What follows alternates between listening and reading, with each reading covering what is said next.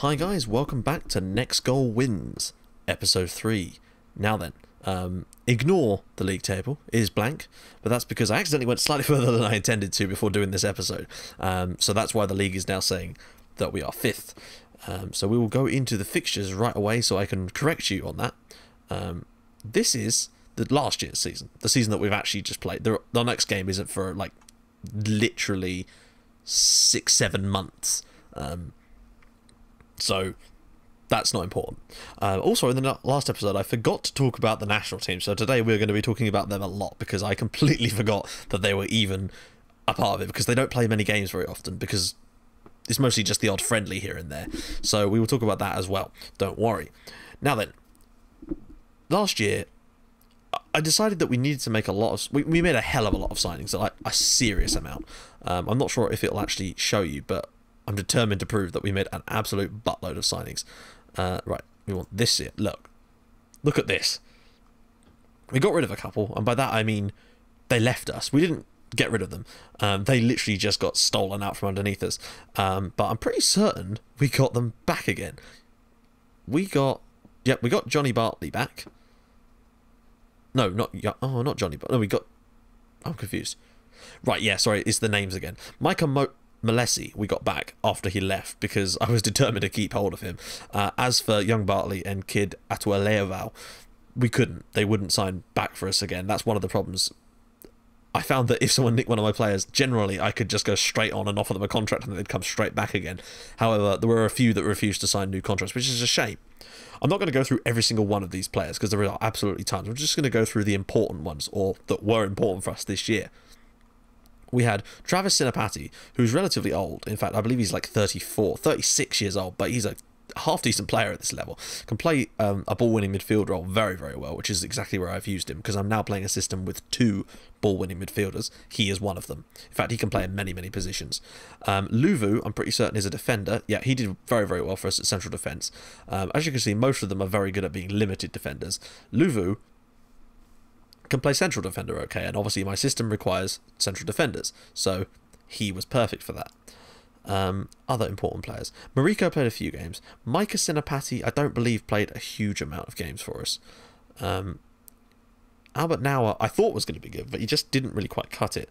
Passamino Amani was not too bad. Johnny Bartley featured quite a bit. Nicky Salapu, now, this is important because he's 34 years old, but he was the goalkeeper that conceded 31 goals. So I got him firstly for nostalgia reasons, and secondly because he was a lot better of a goalkeeper than anyone else we had on the team. He was originally a 5-star level goalkeeper. However, he has dropped off amazingly this year. It is incredible how much he has dropped off in one season. But he still remains much, much better than our second choice goalkeeper. So that was the main reason for getting Salapu in. Malesi was also good, but the most important signing for us, is this guy, Joe Lafetta, or Afeta. I don't know if that is an I or an L, because it doesn't appear to be capitalized, which is odd. Though that could just be a naming custom. Now, he is Samoan, not American Samoan, but I signed him off of Panzer, who are a club in the 2nd tier. In fact, I've signed quite a few players from Panzer because they have some great players. He's a good striker, and he can play the role which I like to use him in, which is deep lying forward. He's not great at it. In fact, he seems to have dropped off massively as well, which is not great.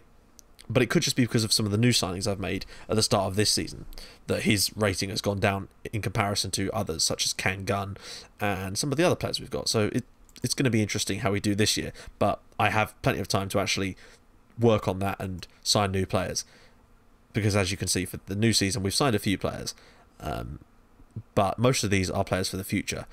And unfortunately, we did lose Amani as well to Vaitogi United. Now, back to the fixtures. And back to the actual season, because it's important. You'll want to know how we did. Although, taking a little glance at this list of fixtures here, you can probably guess how we did this season. First game of the season, 4-0 against Lionhearts. It was great. I've tried a new tactic. It's working amazingly. Next game, 3-2 away at last year's champions, although we did beat them home and away last season, so perhaps that's not such a big shock. Next up, FC SKBC. 2 goals for Sinapati, 2 for Dwayne Silao, and he has been great for us this year. Although the previous season he didn't do a lot, this year he's been amazing. He's been one of our standout players. He was an assist machine this season. I think he had an assist on average every game, but I'll show you the stats so you can see that properly. Here's the newly promoted side, whose name we'll just call them INT. Joe Lafetta, again, getting us 2 goals there. Great signing he was. We managed to get a draw with our youth team, our B team this time, which is actually a step up for us because, frankly, we just cannot seem to beat them. They are using the same tactic as us, but you'd think because they're the B team, we should be winning, but I just cannot seem to beat our B team. It's very annoying. We did lose Silao in this game, as well as Lafetta and Molepola, and our goalkeeper, who at the time was Mapusua, because Salapu broke his ankle in pre-season, so missed the first 2 months of a very, very short season, which was annoying. But frankly, clean sheet-wise, you know, not too bad. Clean sheet on the opening day, clean sheet here. Black Roses, Nicky Salapu was back and got us another win by keeping yet another clean sheet. We actually missed a penalty in that game as well, so we could have had a bigger win, but it was one of those games that we dominated, and I mean dominated. Like, I'm going to show you the stats on this game because I remember this one. We absolutely thumped Black Roses. They had 3 shots, none on target. We had 20 shots, but somehow only got 2 of them on target, which is probably the reason that we didn't win by more goals. We are definitely improving as a team. Next up was our first defeat of the season. Now, I should point out that this defeat was our first game of the second half of the season, so we went the entire first half of the season unbeaten, top of the league at this point. Straight into the second half of the season, immediately lost 4-3. Now, I can have no qualms about this. We were so poor in this game. We managed to score 3 goals, but there's no way in hell we deserved it. They really were much better than us, and we were lucky to get away with just a 3-4, 4-3 defeat. We stepped things up, though, in the next game by thumping Tafuna again, this time 5-1. Now, you'll notice that there's not a lot of goals here. It's because they managed to score 2 own goals in that game, which was impressive, because they did half of our work for us, and I'll take that any day of the week. Next up, in the Cup again, we beat Atu Broncos. Although, actually, we should just quickly go back and talk about the games against Utale here, because this was the crunch part of the season.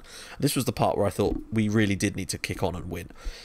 The league form, Utale were right behind us in the league. We were flying, but they were flying as well, and we're only 2 points behind us at this stage.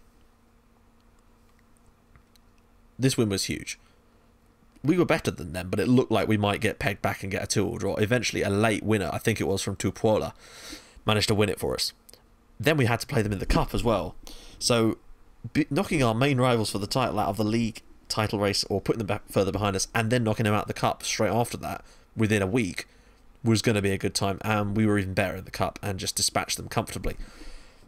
Right, now back to where we were. Next stage of the Cup, which is where we got knocked out last year, we were against Atu Broncos, who we actually knocked out in the first round last season, and we did it again here.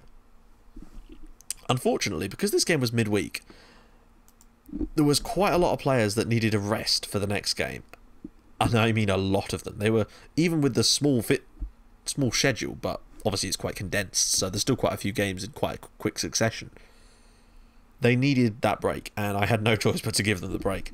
And of course we lost. We were, quite frankly, thumped by FC SKBC, who we never seem to have boring games against. We traded 4-1 wins last year. This year it was 4-2 and 5-2 respectively.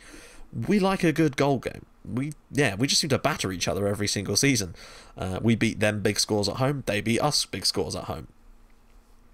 Next up, we faced Panzer in the semi-final of the Cup, and I was determined to beat Panzer because they are doing very well in the second division, and we've basically stolen all of their players, including Joey Afeta, who of course scored twice against them in this game, as we thumped them 4-0 and got ourselves to the Cup final, which was great because there's money and prestige and all the things that we need to try and build this side.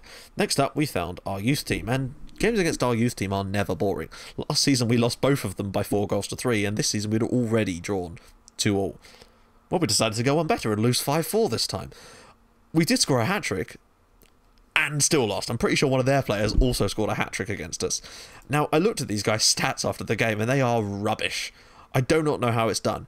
Look, Ace Tine here scored 2 penalties and a stoppage time goal. They scored 3 penalties against us. Like, how aggressive are we being in the box that we're conceding 3 penalties in one game? We'd have won if we hadn't have done that. Next up in the league was INT, and we beat them again comfortably with some more goals from Yafeta, and 2 in that game as well from Molipola, but I believe he also assisted on some goals in that game, hence his great rating in the game. And Dwayne Sillau was also excellent in that game, providing God knows how many assists, but we'll show you the stats in a sec. Next up was Black Roses, and as you can see from the rest of the season, we just stormed home and beating Green Bay in the final. And I'm annoyed. Well, I wasn't annoyed. I would have been very annoyed had we lost to Green Bay, because they are not even in the 2nd division, and yet they were able to poach 2 of our best players at the end of last season, who played against us in this game, and we beat them, and that was a good thing. Now, as you can see, we won the cup, and that was good. But now, we need to just look at previous seasons' tables. I forget. This was the mistake I've made here, in that there must be a way of doing. There is definitely a way of doing this. I'm certain of it. I've done this before. No, it's in stages, isn't it? You can. Yeah, here we go. Right, last season, as you can see, 8 points clear in the end. Some very weird stuff happened. Utley, who were not that far into it. I wonder if we can see a past positions table. No, that is only for the current season, which is a little bit annoying. I've gone a little bit too far, and it's a shame. But this will have to do. As you can see, our goal difference was massively better than anyone else's. We scored a lot more goals. We did concede quite a few too, but that's just part of the way I play. Our youth team, despite getting 4 points off of us and being second for quite a long time this season, managed to get themselves relegated. So that's good, in a sense that we don't have to play them next year, so that might be 6 points we can pick up off of a different team. Utley were literally in the 7th place relegation battle on the last day of the season and managed to come... No, sorry, they were 6th. They just about managed to stay up in the end on goal difference, despite the fact that they were our title rivals no more than 6 games ago. Something else that's worth saying is that Tafuna Jets were basically bottom of the table until the last 2 games of the season. They were terrible. They were bottom of the league every single game, despite winning the league last year, until the last 2 games, which they won, and have managed to come 3rd. That's how messed up this league is. FC SKBC managed to get 2nd, and of course we won, which is great for us. Now, I'm going to show you the stats, which is... I don't know if I'm going to be able to show you this, which is very irritating. I'm hoping I can do. No, I don't know if I can. That's so irritating. Basically, we romped home. Oh, actually, I might be able to show it here. Overall, no. It's a shame. I really shouldn't have done that. But basically, Dwayne Sillau got himself, I think, 14 assists in 14 games. Actually, we can just have a look at his stats.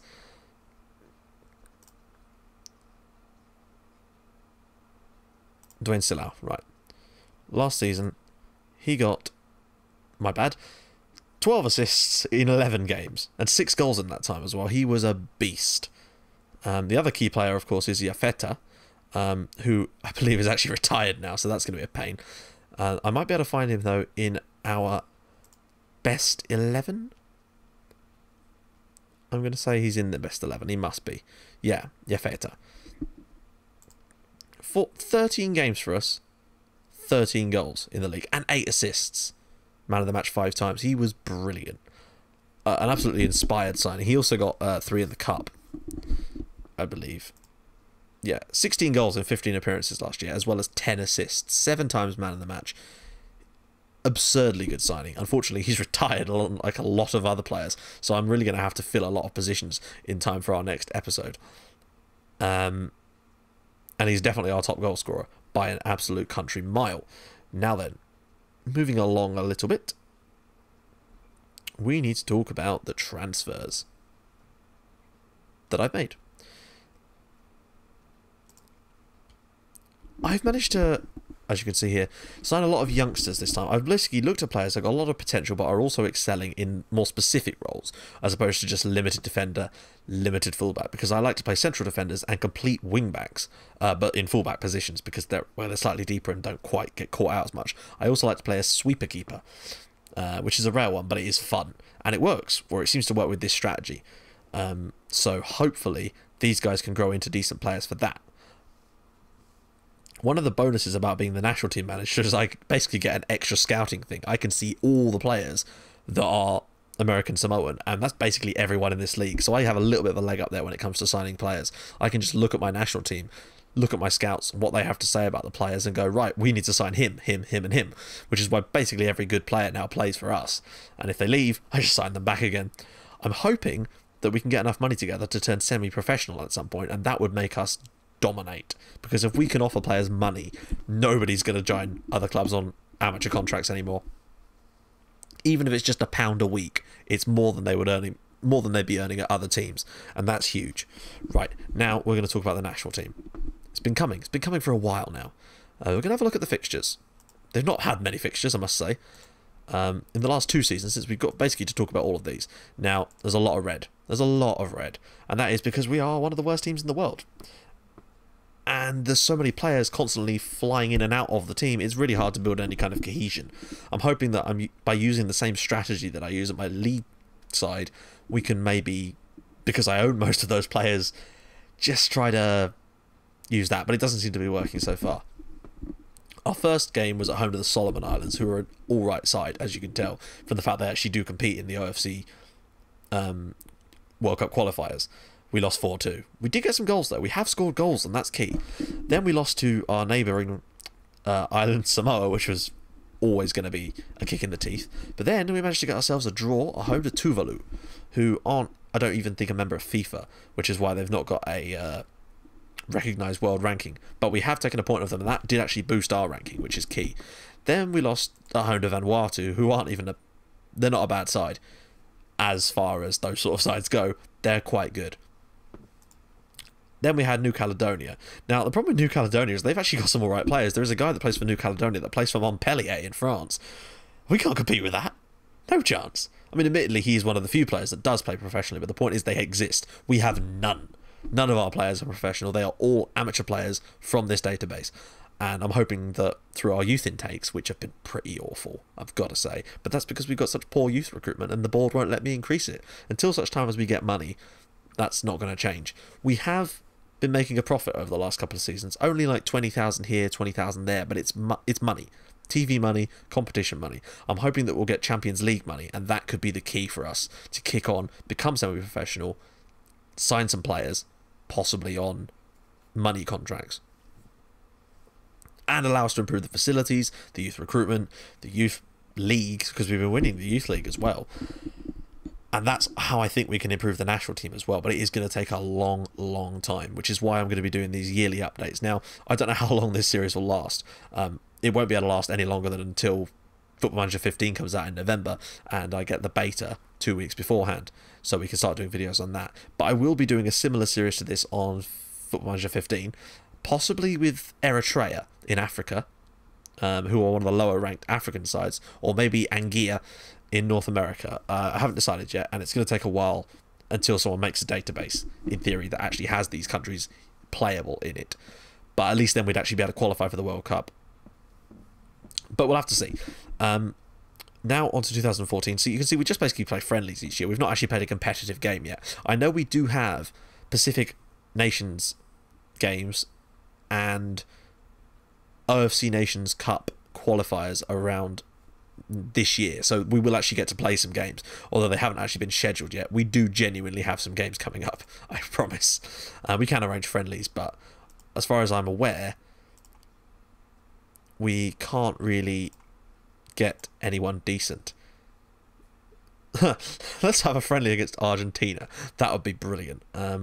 World ranking below. Let's see if we can get a friendly against a half decent side. It might bring in some money. Someone that's close. Or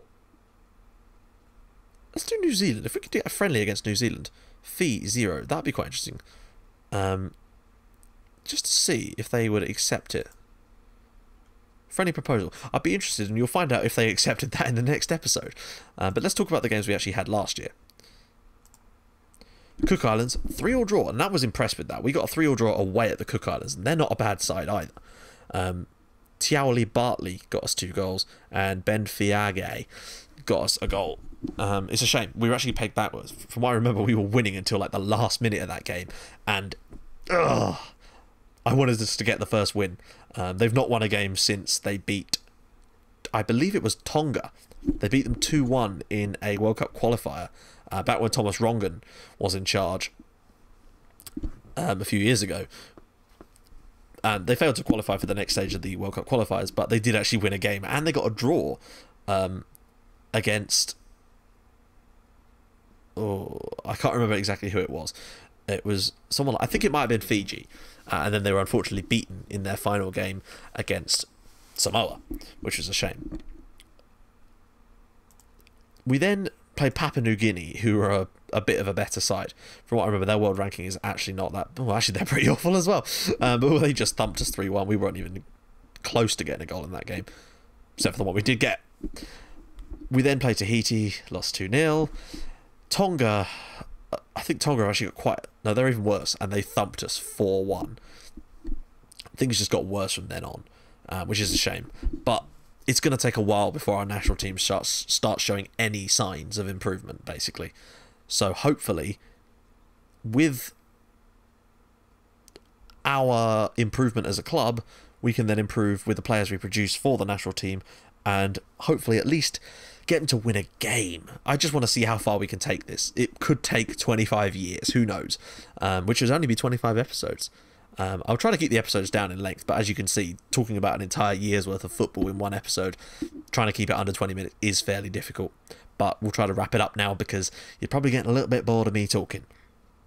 So if you like what you've seen, hit the like button. If you like it even more than that, hit the subscribe button. Until next time, goodbye.